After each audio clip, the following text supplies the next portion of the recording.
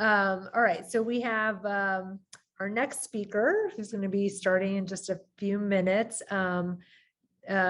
Alison, did you want to test out your slides before I do your formal introduction in that, or? Sure, we can do that. Okay. All right, just to sort of make sure that it's all working and. Oh. Yep, I can see your slides. You want to test your advancing? No, I can't test my advancing. Oh, you're giving away your slide. Yeah, you're good. All right, you can stop sharing now. That's fantastic. All right, so I'm really excited to introduce our next speaker. So Dr. Alison Whelan received her bachelor's degree from Carleton College in 1981. She earned her medical degree from Washington University and completed her postgraduate work and residency from Barnes Hospital, which is now known as Barnes Jewish Hospital. And she's an internist and clinical geneticist. She joined the AAMC as Chief Medical Education Officer in 2016, but prior to that, she served as a professor of medicine and pediatrics at WashU in St. Louis and held multiple educational roles as course director, clerkship director, curriculum dean, and ultimately was appointed the inaugural Senior Associate Dean for Education. She's responsible for interprofessional education and led a creation of a Center for Interprofessional Education. And that was a joint venture between the School of Medicine and Goldfarb School of Nursing and St. Louis College of Pharmacy. She continued both clinical and research involvement until she left WashU and she also created and ran the Hereditary Cancer Clinic and co-ran an interdisciplinary Marfan clinic and was co-director of the Siteman Center, Cancer Center Hereditary Cancer Research Corps and served 5 years on the Siteman Cancer Center Executive Committee. And now she oversees efforts that prepare and assist deans, faculty leaders, educators, future physicians for the challenges of the 21st century academic medicine. She leads a staff that addresses critical medical school data, administrative and operational issues, explores new models of successful mission alignment, focuses on key student and faculty issues, transforms current models of education and workforce preparation across the full continuum of medical education and supports medical school accreditation activities. So I'm so excited to welcome Dr. Alison Whelan back to WashU to present on strategic planning for your career path. So we're excited to have you here with us today. So thank you for being with us. So thank you so much. Yeah, thank you so much. I'm absolutely delighted to be a part of this. I actually remember when I always call it FWIM, and I guess now you're calling it FWIMS, but whatever. Was first organized, and it got started, was pretty small, and it's been just delightful to watch the growth of it and the maturation of this group. So it's really wonderful to be back and to share maybe a slightly different thinking about strategic planning to your career path. As you heard from Rocky, I've done a bunch of different things. I would say I felt like I was bungling along for a fair bit of it, but have spent a lot of time sort of reflecting on that. And so we'll share some of those as we move forward. So let me try again to share my PowerPoint slide. So are you seeing it now or no? No, I'm not seeing it now. Okay, hold on. Of course, the first time I tested, it's great. And then, oh no. Isn't that always the way?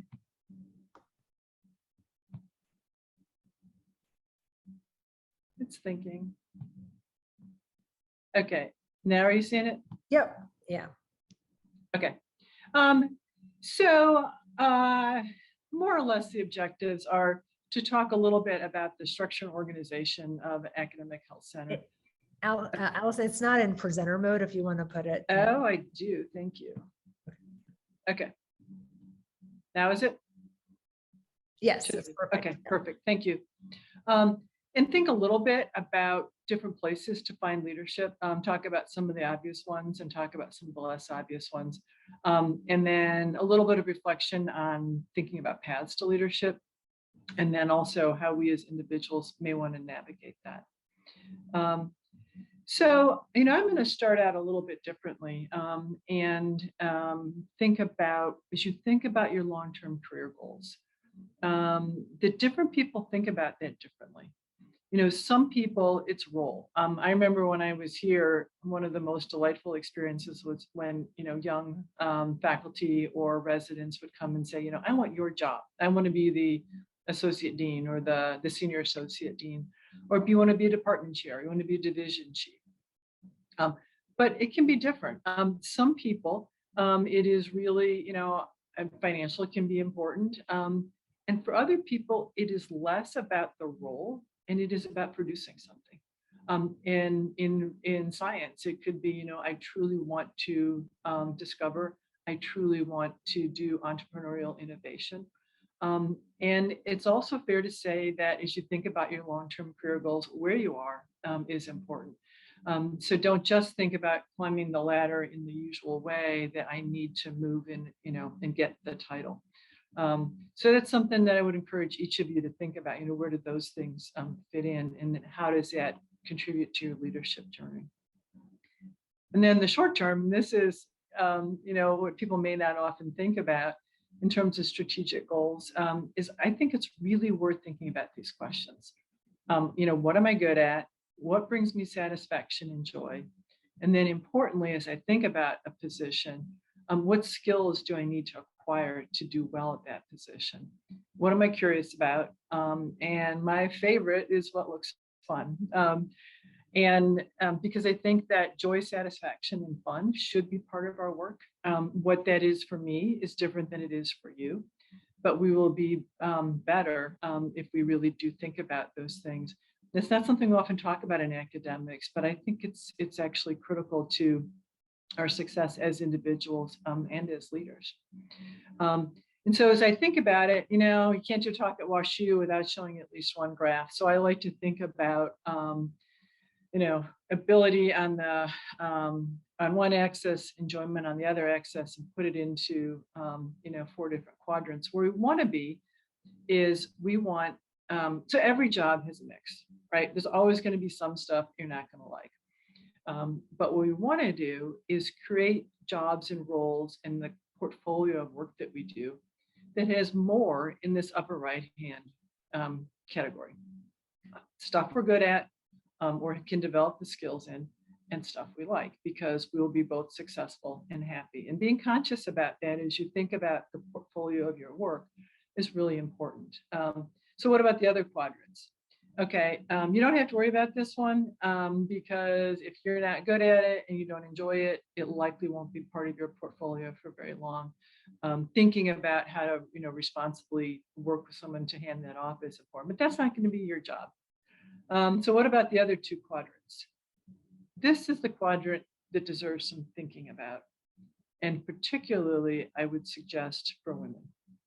So this is the category where you are really good at it, but you don't particularly like it. It doesn't feed your soul. It doesn't feed your intellect.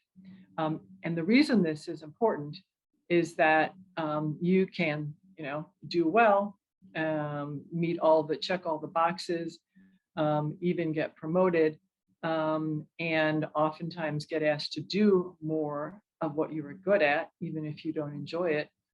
But it can lead to this at a personal level. And so would really encourage all of us to think about, you're taking more stuff on because you've been successful and someone you admire or your boss is saying, you're really good at this, do more. When you're like, yeah, but I really don't like it. So be really conscious of that box. What about the bottom box?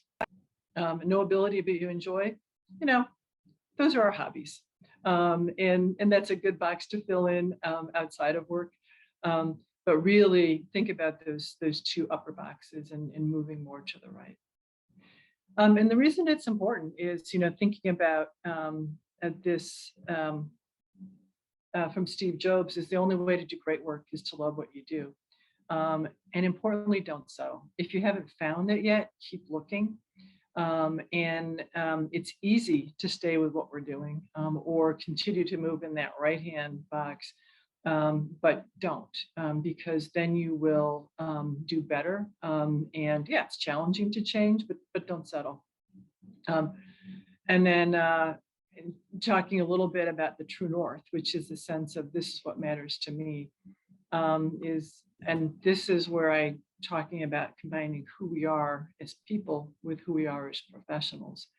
Because one of the most tragic things I know about human nature is that all of us tend to put off living. We're all dreaming of some magical rose garden over the horizon instead of enjoying the roses blooming outside our window today. Or as the famous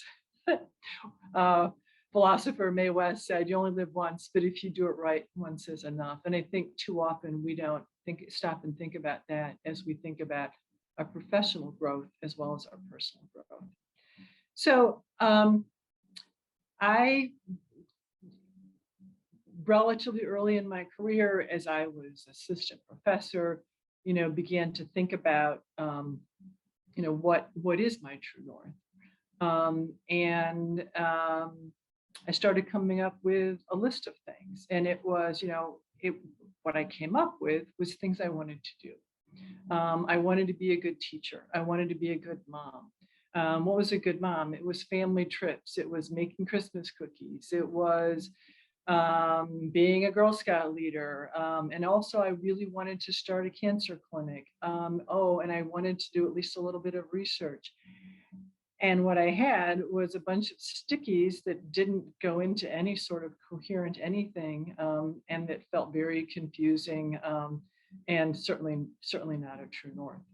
And I honestly didn't step back and think about what is my true north until I was further along than I should have been, and would encourage each of you to do this as well. And so what's a true north to me is those things that if they are not part of your life, you are off kilter.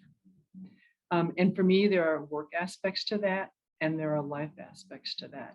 And it doesn't mean they need to be a part of every day, but it's like if they're really not integrated, you're off kilter. And would really encourage you to think about what those are. It has to be a short list, because otherwise you go back to that, sticky mess of confusion. So for me, and you'll see these aren't tasks, right? These are like core things. Being a mom, even though my kids are adults now, still absolutely critical to me. My extended family, absolutely critical, and spending time and being connected with them. COVID actually reinforced it even more than before. And importantly, experience the natural world. That is a founding, a cornerstone for me. And then new. I can't say I get bored, but I get bored. I need change, I need innovation, I need variation. And new can be all kinds of different things, but it's important. And then the work side of it is, and again, what you see, it's not a task, it's not a role, it's not a job. It is, I need to feel that the work I'm doing makes a difference. That's a pretty general term, but that's my core. Personal learning, I need to be growing, or I don't feel like I'm engaged. I discovered relatively early on that I had a very hard time public speaking at all, or advocating for myself. But when I really turned to education, and it was about advocating for the learners and advocating for the educators, that was my sweet spot. And I can talk about that and for those people forever, because it's at my core of what I want to do. So that's mine. And here's another a colleague's, which is completely different. And that's the point. But again, it's the big buckets. Another colleague, it's really about community connection. So much more connected with the community at multiple different levels, and it just keeps showing up in their work. And activism. And this activism was part of their life long before the summer of 2020. But really just being an activist in all ways, core to them. And when they get away from that because their work life was taking too much, their administrative life was taking too much, they didn't feel whole. If they don't go to nature, they hate nature. They go to music and classical music, both live and so again, just it's different. And travel. Travel didn't make it on my list, so it's really important. And so, you know, and for them, it's to do the best scholarship, and to break barriers. And you can again see that this is again big categories, but they're touchstones. And then really importantly, you know, I said advocate for others. For this individual, it's make the path for others. And not surprisingly, this person is a first generation minority leader. And, you know, they want to be the best, be the first, and make it easier for others. And that is how it goes into their true north. So I would encourage you, long before I did, or if you're as senior as I am, to think about it. You know, what is your true north? Because it does help you as you navigate different options, and then choose the work within the choices that you have to really be as complete and whole as you can be. So that's one piece. And then I just want to talk a little bit about the structure and organization of an academic health center. And it's primarily to have you all think about, okay, you know, I'm in this world, this division or this department or this whatever. But as I think about different opportunities for leadership, where else might I be thinking about there? Where are there role-based opportunities for leadership? And you probably know this, but it's sometimes worth stepping back to be thinking different places. So, you know, in the med school, organized by, you know, under the dean, and then there's all the, on the far left side, you know, the other deans, senior associate deans, associate deans, assistant deans. In the departmental level, of course, we all know about department chairs, division chiefs, section chiefs, center directors, and you know, positions below there as well.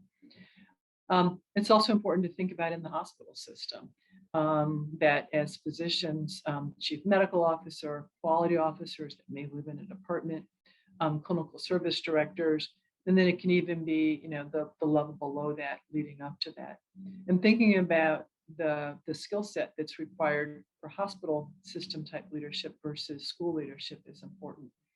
But it's also important to realize that we at the medical school are part of the bigger university. And it's something that I didn't realize until I was pretty far along in my career, that there are opportunities to participate on university committees, whether it is through the research world, education world, and it does show you a different aspect of leadership, and it does show you a different side and a broader side of what academics is, because the university, the main campus is really different than here, and that's something to potentially explore as well.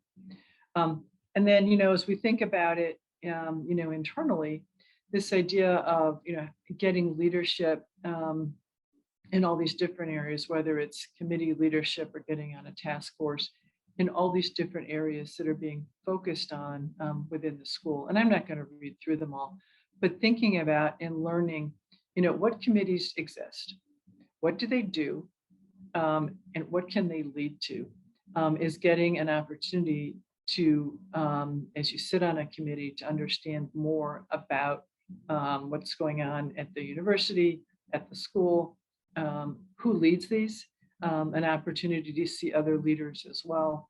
And so really thinking broadly, you know, I've never done anything really in the, you know, clinical side. Is there a committee that I could join as a, you know, just as a participant that then could give me insights to that as well.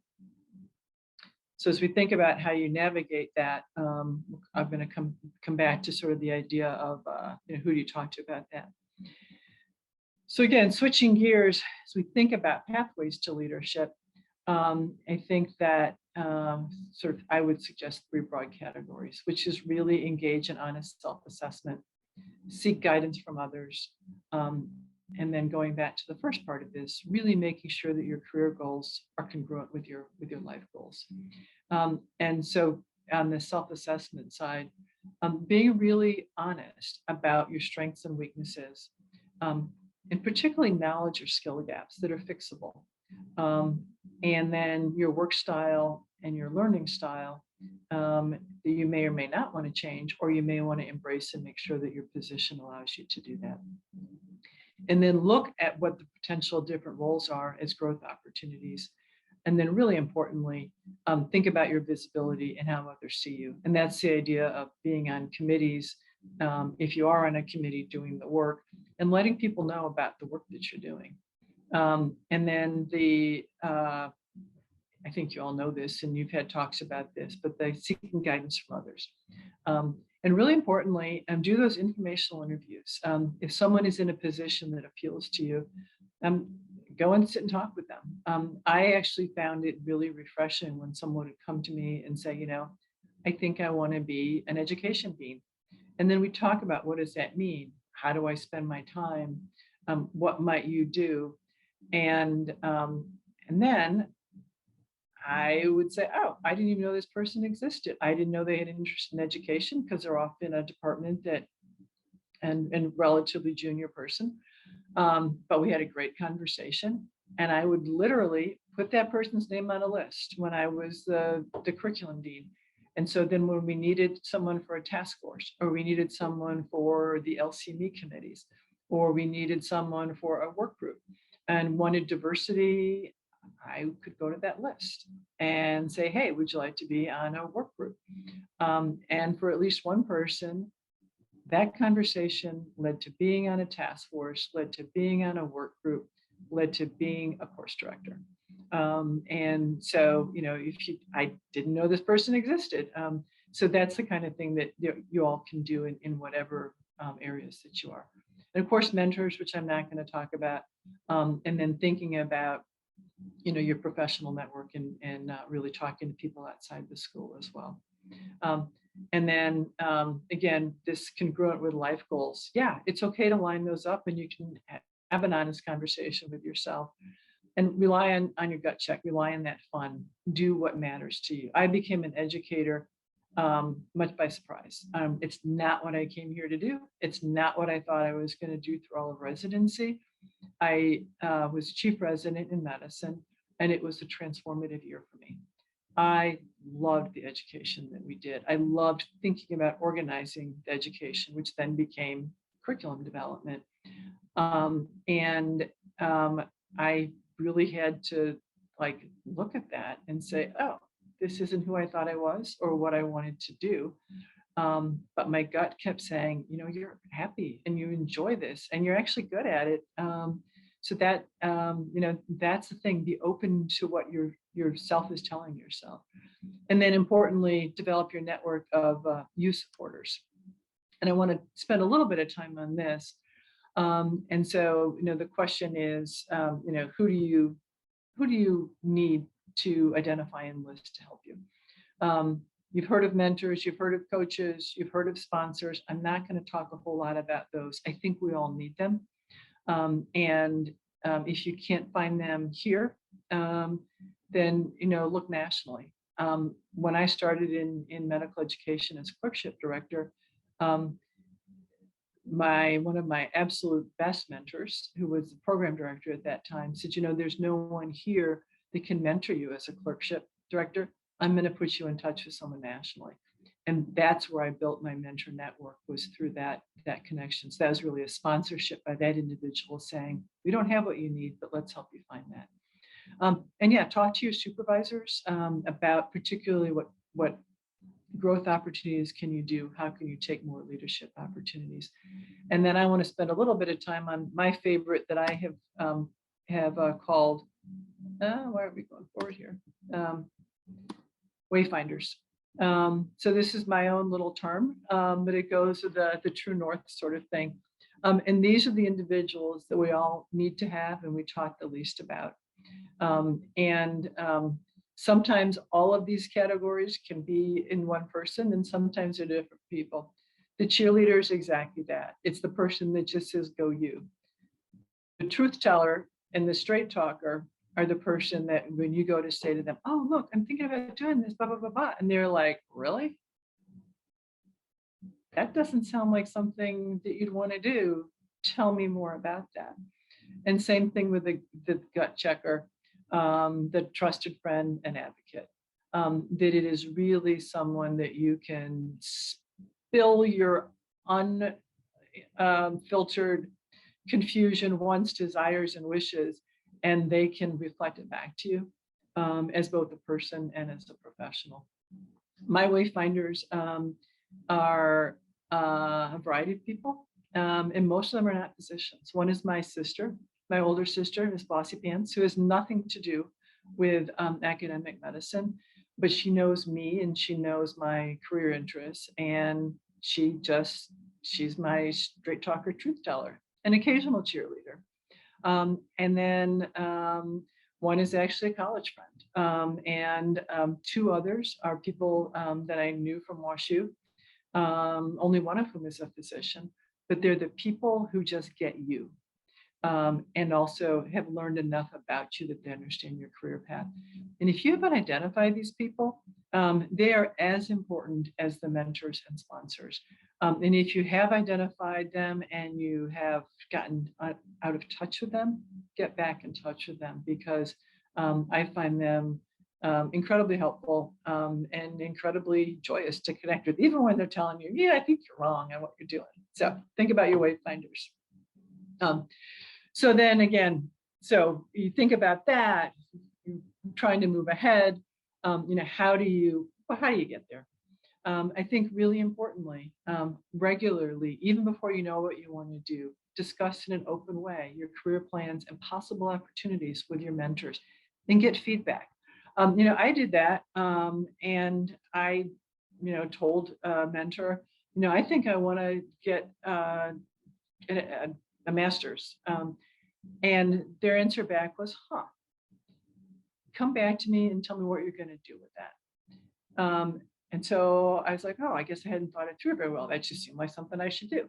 And so by the time I went back to them and had another discussion, I was like, yeah, I'm not so sure I want a master's, because I wasn't able to come up with a concrete reason why I needed that. And then I had another discussion with them. So it's the idea of being able to just move through and bounce things off as you think about it. And then the other important thing, and I think this is particularly important for women, many women and some men, is don't count on people noticing you and your potential. Don't count on people knowing that you want more. Don't count on people knowing that you think that you'd be interested in this, particularly if it's a slight change from what you're currently doing. It is really appropriate to practice graceful self-promotion, cultivate respect, and let people know, I'm interested in that. I think I could do it. Tell me about it. And then absolutely critical, and I know you've had talks about this before, is work on your negotiation skills, work on those difficult conversations, and with someone practice those conversations unless you're already skilled at it, because those are some of the hardest things to do. And then as we talked about before, as you're trying to figure out different areas, volunteer for the right committee. How do you find the right committee? You talk to your mentors, you talk to your coaches and say, is this just a huge amount of work with nothing that I'm going to learn about it? Or is it going to give me some insights to things? And then absolutely critically, and this is true whether it is at WashU or whether it is in your specialty society or your whatever, volunteer, do the work, and you will be rewarded with the opportunity to do more work for volunteer, but also the opportunity for leadership. And for me, when I did work at national organizations, it was really, walking into a committee, putting my hand up and then following through, that gave me the next opportunity to do more and actually eventually take on more leadership there as well. So then again, in terms of finding out a new position, what's really important is to truly understand the role. It's not just what's on the surface. So sit down with someone and say, how do you spend your day? How do you spend your weeks? And what's the culture that goes here? Really importantly, meet with supervisors and future colleagues. And this is most important to do if you're looking at a new job at WashU. Because if you're moving and you're being recruited, they set all those things up. But you can often just sort of, move into new positions here without paying the same attention to those things as you would if you were looking at another job. And then really importantly, do your homework, find out what the job actually is. And then of course, negotiate the role, which is something for another talk. And then really importantly, as you move into a position, and this is as true, again, if you stay here as if you go somewhere else, is the idea that what got you here will not make you successful here. You need to keep that growth mindset. You need to figure out what your knowledge gaps are. You need to figure out what your skill gaps are and work on them. And really, really importantly, and again, it's true even if you're just moving from one division to another or from, a department to the dean's office, understanding the cultures and the microcultures and how you navigate that is critical. And that comes from careful listening and careful talking with lots of people and careful observation. And you're going to work hard. It's going to be a steep learning curve. And so set aside other things so you can make space for that, so you can get up to speed as quickly as possible and be really open to this idea of skill gaps and spend more time with your new colleagues to really get to know them. And that helps you with the culture as well. And then importantly, you don't have to get rid of your old network, but you need to build a new network to really help facilitate the success in that new role. And that's something that sometimes in the busyness of everything, we don't do that. And we're comfortable with our other network, but you want to put that on your early to-do list as well, or you'll miss out on the opportunity to be building your new set of expanded, mentors and sponsors. So I'm going to stop here or I'll go through the rest of my slides, then we can just talk. But I would love to have a conversation with you all about this concept of finding your true north and the idea of leadership and joy together in terms of success. And then would encourage each of you to think about this diagram. And where is most of your work now, and how do you get it into that upper right-hand corner? And again, this idea of what am I curious about and how can I get experience? Because what you don't want to do is get a new position and then find out, oh, it's actually spending most of my time doing X, which ends up in my bad category. And so thinking about that as well and really how you get there. And then would really encourage each of you to sit down and think about this. And it can evolve. As I said, my sister is one of my wayfinders, so I showed her my first version of my true north, and she actually said, "I'm sorry, you've got to put extended family on there." I'm like, "Yeah, I know," so that's the kind of thing as well. And it does evolve over time. And don't make it a list of things you want to do or that you enjoy, but sort of those cornerstone things. So finally. Really think about your true north. And I think thinking about these short-term goals to identify that and to grow is really important. And then think about the professional development activities, either here or national places, to enhance your skills. And be flexible and open and listen to yourself. I wouldn't have been an educator if I hadn't really listened to that, and it was not what I expected to do. Engage, as you know. Say yes intentionally. Don't say yes to everything. You don't need to do it all at once. And really importantly, think about this concept of wayfinders. So I will stop there and hope that we can engage in questions or happy to hear what y'all have to say. I left a lot of time for conversation, actually. Yeah, thanks a lot, Alison, for that great presentation. And I was just remembering, I think one of our very first SWIM events was a work-life integration workshop. I think it was actually at Dr. Fraser's house that you presented. So it's like we're coming full circle 8 years later or whatever, having you present on sort of strategically sort of thinking about career planning. So I think that's fantastic. So we do have a question in the chat. The question was, What about if you don't want to be a leader and your job is in following or being a great teammate? So how do we help folks be successful if they don't want to take on that large leadership role? I think sometimes we assume everybody wants to be dean, wants to be a department chair, but how do we help the individuals that, I think there's a lot of great ways to lead. So how do we help them? Yeah, thanks for that question, Vicki. Oh, your joy. Sorry, your joy isn't following or being a great teammate. Sorry. Yeah, so I guess a couple different things. I think of leadership really broadly. And I would suggest that every faculty member is a leader in some way. And I would actually suggest that everyone should think about what that means in terms of leadership.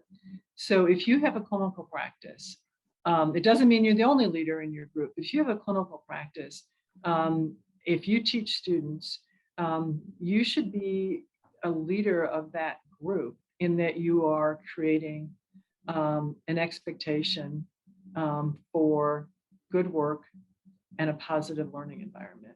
And that's leadership to me. And together saying, what do we want our clinical practice to look like?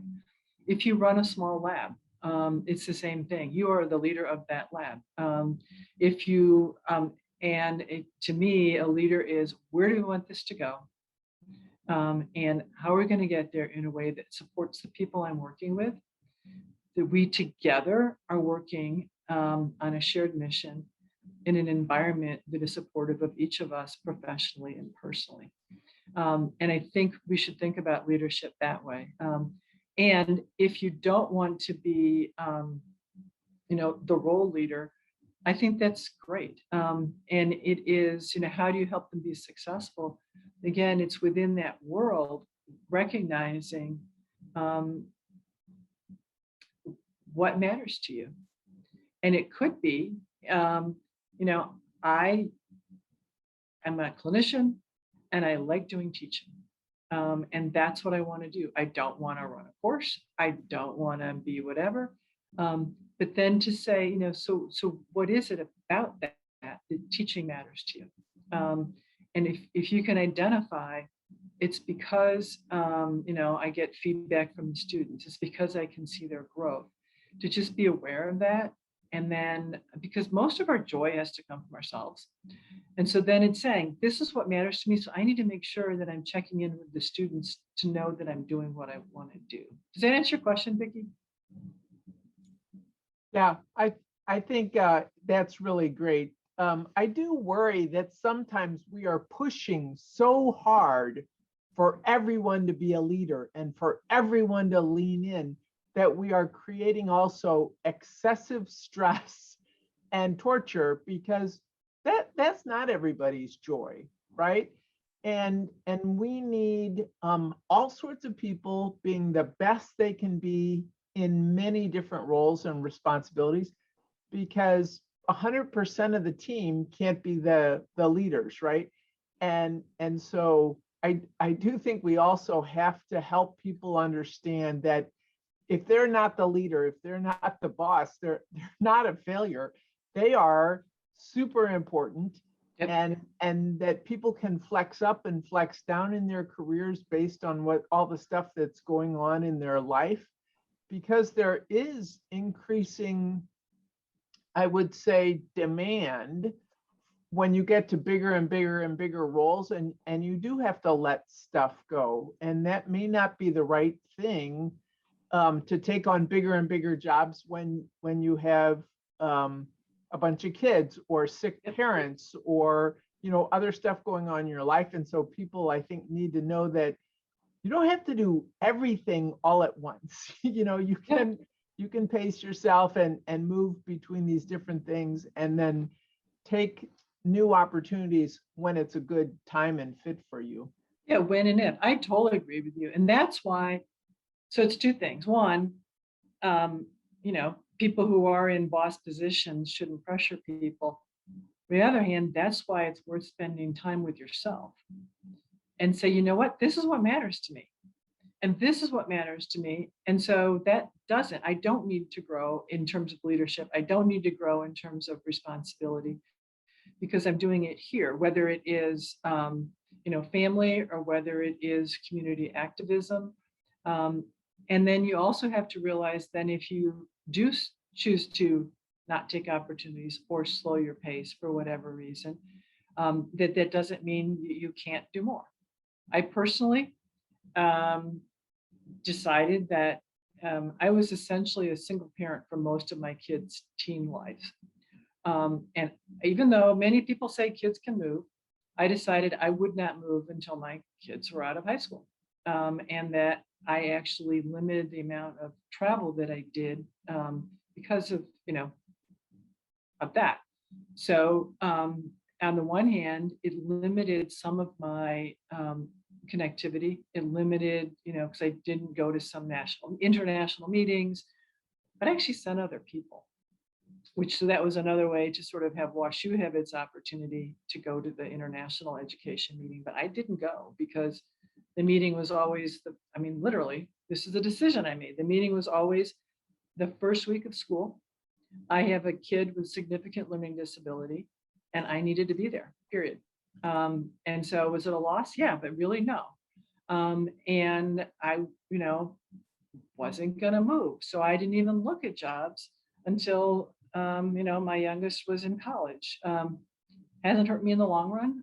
And I clearly wanted leadership. And then I have very, very, very good friends who are incredibly happy and nearing retirement. And they were only ever physicians. But they had the most fulfilling careers ever.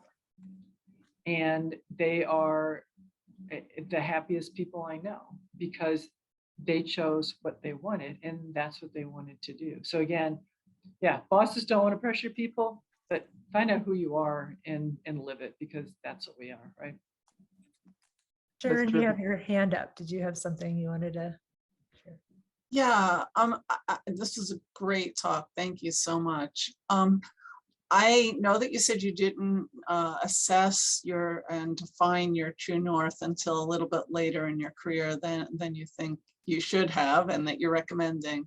But I'm curious if you could give some advice to the group about if you decide your true north early on, and I understand those are core values, but they're also sort of overlaid with your responsibilities both at home and at work. So how intentional are you and how frequently do you assess or reevaluate whether what your commitments are, if they truly align with your true north? Oh yeah, let's be realistic. I do it intermittently.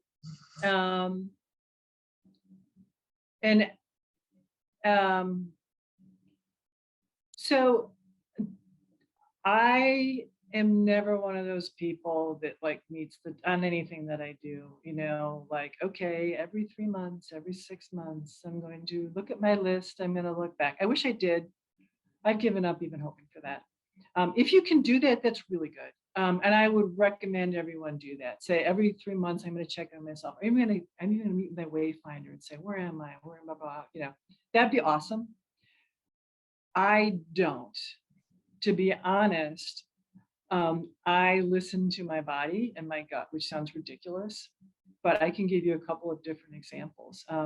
So when I first became curriculum dean, I was feeling like I was not doing enough sort of connecting to my kids' schools, and it just gave me an itch, right? So then I had to figure out what it was that I wanted to do. And this is really trivial, but to me, it was huge. It was my daughter wanted me to be a Girl Scout leader. I'm I can't do that. You guys meet right after school. But it just didn't go away. So I'm had to screw up my courage to go talk to the dean and say, can I leave? Can I leave every other week at 2:30 to go and be a Girl Scout leader? And he's like, of course, you're going to get your work done. Just do it. So again, it was this sense of an itch. During COVID, we were in lockdown. I was at the AAMC. We were working really, really, really hard. I had like 16-hour days, which I know all of you did too. And I wasn't seeing patients. I was just trying to do policy kinds of things. And I felt off kilter. And what was missing actually was not family. We had connected with that. It was connecting to nature. I was off kilter. And it's like, why am I off kilter? So we, went hiking in little weensy places where I was, and then actually went to Colorado for 2 weeks and teleworked in isolation. So for me, it is more being aware of the sense of being off kilter. And then I step back and say, what do I need to fix? If you can be more proactive, do. That's not where I am. So that's my honest answer. Yeah, that's great. So we have a question in the Q&A that's asked. So could you please talk a little bit more about graceful self-promotion? And they mentioned it's really hard for women, which I think sometimes it can be. Yeah, I'm terrible at it. As you know, I do much better promoting others than myself. So a couple different things. This is something that I have found my wayfinders most useful for. And so like, when you want to think about doing that, they're like, have you talked to your boss about that? It's like, oh no, they do need to hear that. Well, I wouldn't know how to say that.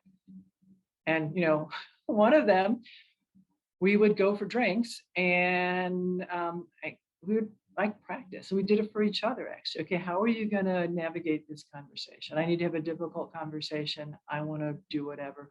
And so if it's really hard stuff, practice it with someone, with drinks or not drinks, but someone who can really, trust you can trust, but also someone who can like encourage you to say, have you told anyone that you did this? So that's important as well. And then as you do more of it, you realize that to me, I usually, and as you get further up, it's easier that it's not just about me. If you can frame it in a way of letting whoever it is you want to let know that this was important, not because you did it, but because it's good for the place. It's good for the mission. It's good for, whatever. So just this morning, I did it by email, so it was easy.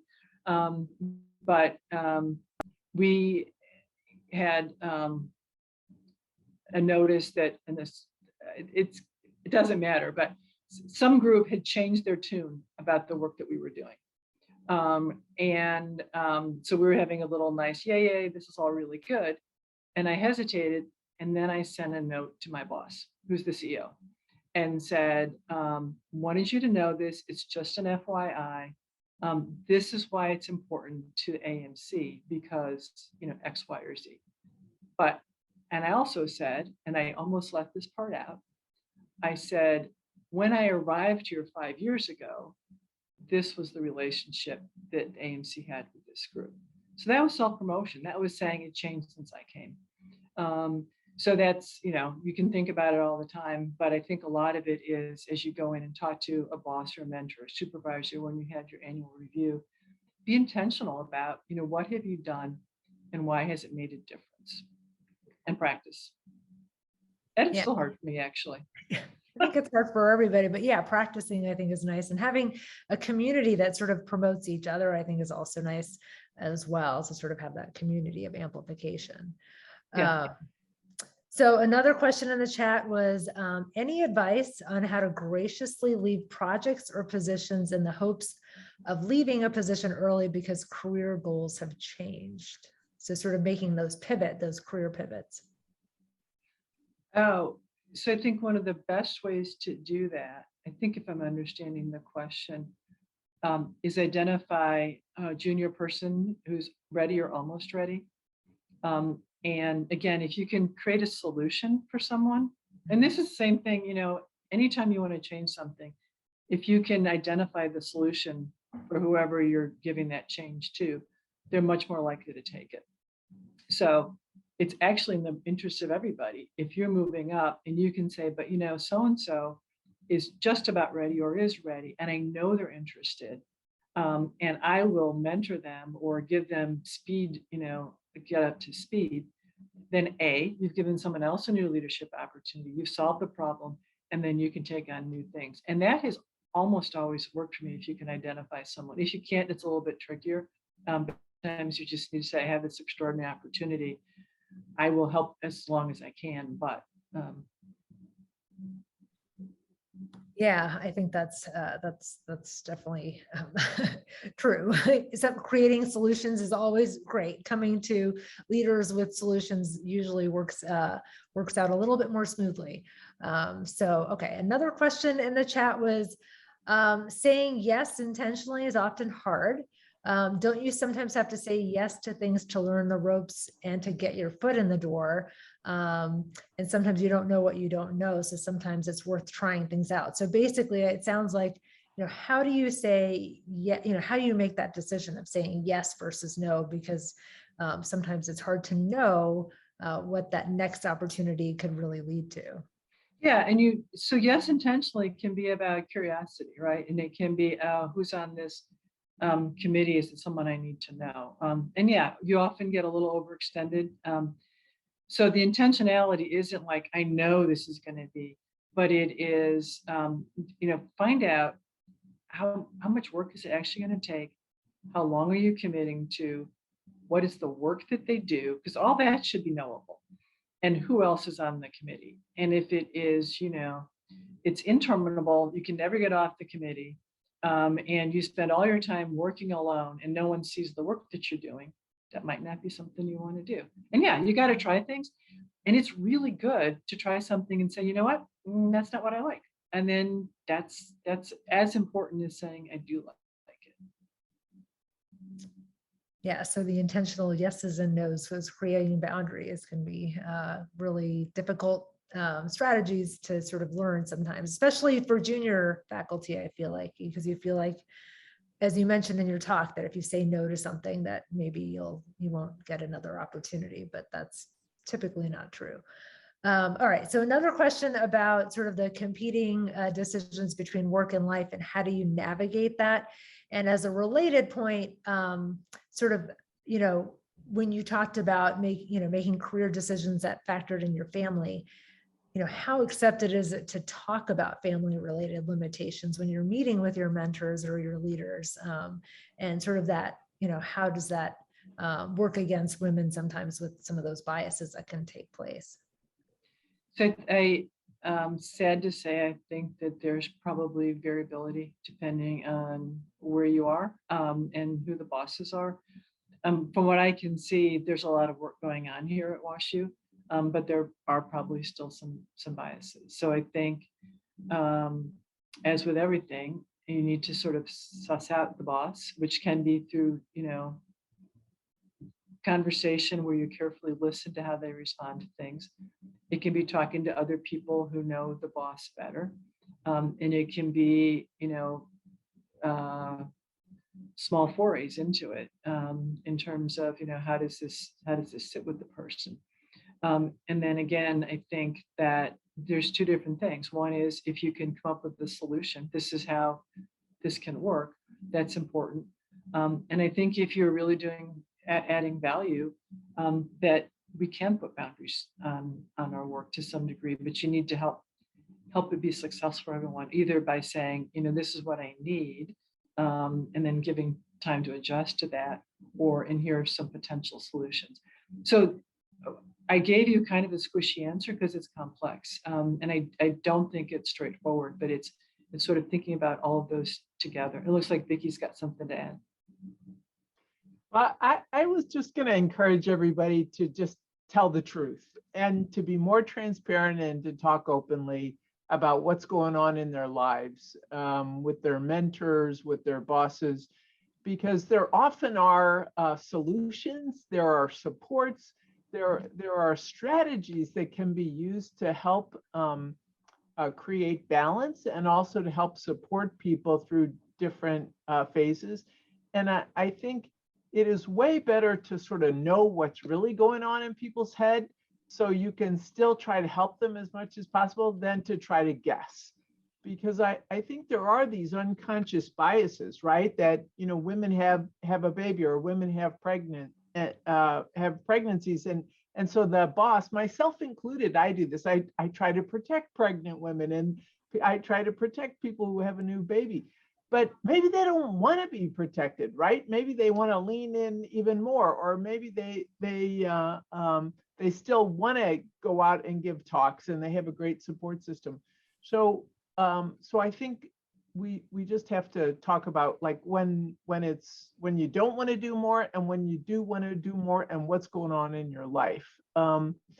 And we have this Doris Duke Foundation to retain clinical scientists, which the Doris Duke Foundation created this granting mechanism to support physicians who had extra professional demands, caregiving for elderly parents or sick kids or family members, or dealing with health issues themselves. And that has been really eye-opening to me in terms of how many things are going on in people's lives, and how many of these people haven't told anybody about what's going on. They're just powering through. They're being super stoic and sucking it up, when there actually are all these resources, and people would chip in and lean in and help if they knew. So I think, I totally get that people are worried that they might get a negative reaction or be biased against, bringing up family, but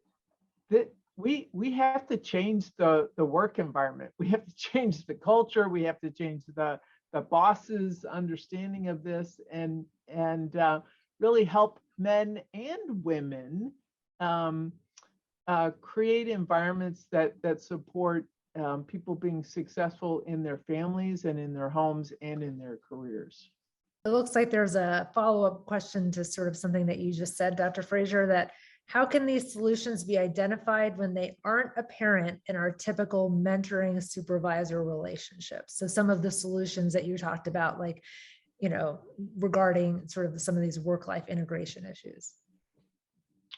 So I think that's a great question. Part of that, I think, can be addressed with our Office of Diversity, Inclusion, Equity, and Anti-Racism. Part of it can be addressed through AAAM and through FWIM, and also through other vice chairs and leadership roles that we have. So if it isn't sort of immediately coming across with the section head or with the division chief, there are other people in our organizational leadership that can help. And there are actually lots of resources at the department level, at the institution level. And so, not everybody has actually interacted with every unique circumstance. And I hear about circumstances sometimes that are a new one for me, that, even though I'm old and have sort of seen a lot of things, that it's a new one for me. And I call a lot of people across the country and ask for ideas and help, and call HR and call the dean's office and other chairs to get ideas. And so I think there are lots of people who want to help, but they can help more if they have an idea what's going on. Well, I think that's really an important point about trying to normalize those discussions and sort of talking about family. And, it is a part of our life. It's a part of our work. It's sort of, we're part of it's our whole self that we want to bring to work. So I think the more we can normalize those discussions, and the easier it is to talk about it. And then hopefully when those solutions are there, they can be discussed or can be looked into. Sharon, did you have something you have your hand? Yeah, I just wanted to sort of give the other side of that coin. I am in a very male-dominated division, and if I would comment at work, and this happened multiple times, if I said, "Oh, they'd say, 'How are you?' and I'd say, 'A lot's going on,' or "Oh, things are crazy." The response I would always get is, "Oh, your kids." And I do have 4 kids, but it was almost never the kids. It was almost always work. And so I made a point of saying, no, nothing about my kids. It's everything I've committed to here at work. And I do think correcting that perception that, you know, if you're a woman and you're saying you have a lot going on, that they immediately assume it's your home life is really kind of something we need to directly address and change that culture. That's a really good point, Sharon. Yeah, that is a good point. There was a question in the chat that I wanted to sort of mention here. So what if you do love to lead and innovate and also are very passionate about sponsoring others and supporting their leadership? How do you balance leading with always bringing others along and supporting them to lead? So Abby, I don't totally understand your question. What's the tension there? I don't know if Abby is still on. Maybe she can't hear. Abby, you're muted if you're. Unless she stepped away, I'm not So sure.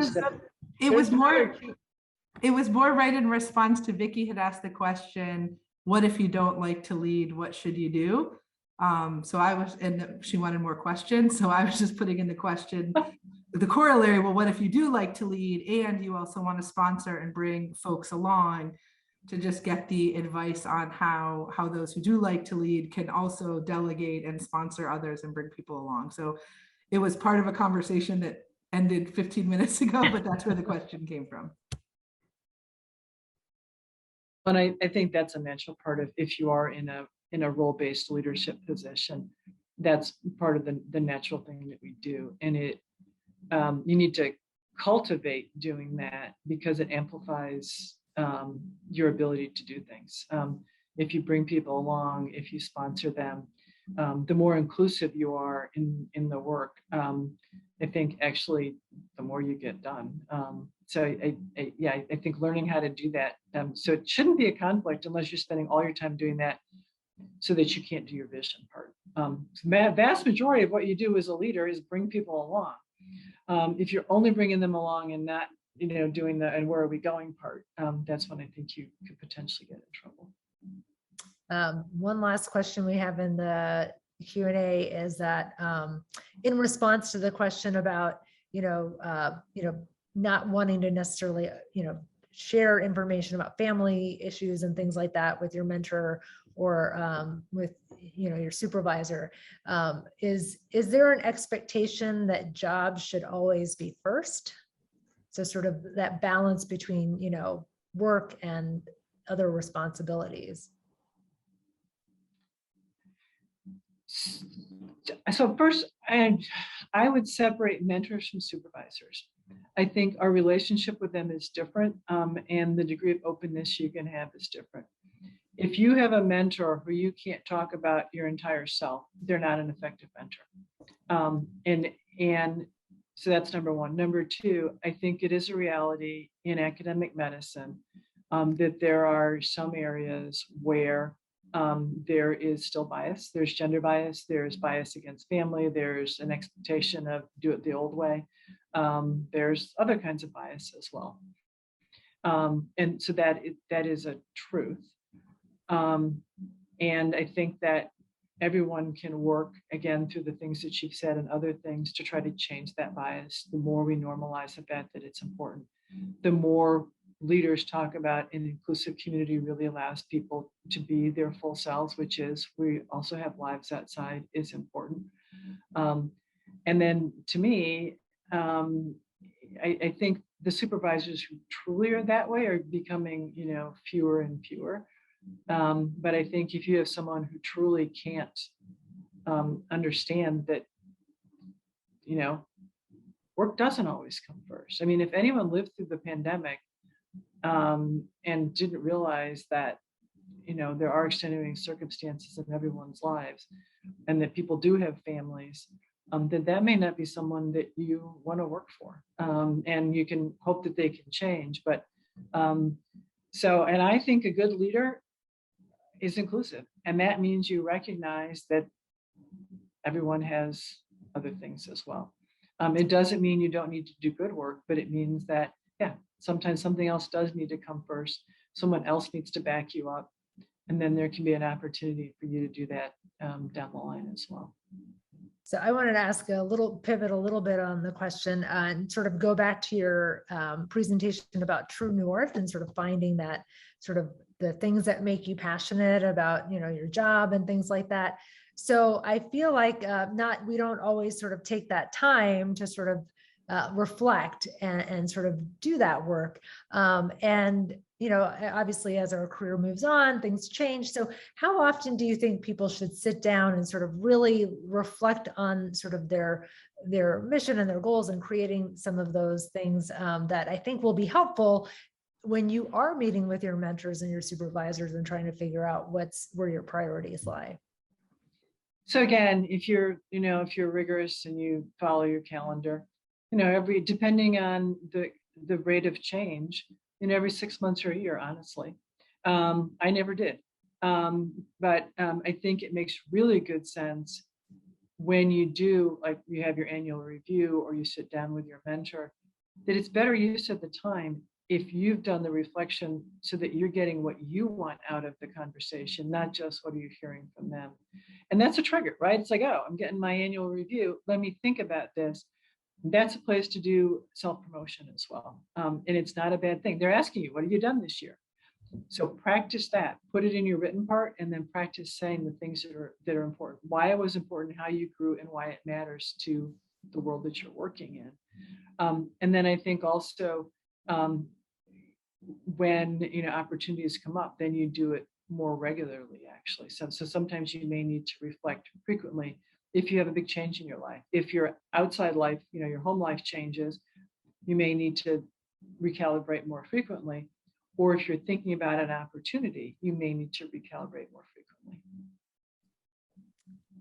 Well, I think we're near the end of our session with you. So thank you so much. I think it was fantastic. I loved sort of hearing about the Wayfinder, sort of the different categories. I thought that was a really nice way to sort of think about outside of the box, thinking of like when we're thinking about our, curating our panel of mentors or advisors to sort of think about not just the typical people within your own division or within your department or even in your institution, really thinking outside of even people in other fields and other people that know you in a different sort of light. So I think that that's really helpful. I think as we're thinking about, when we're making decisions or contemplating decisions as well.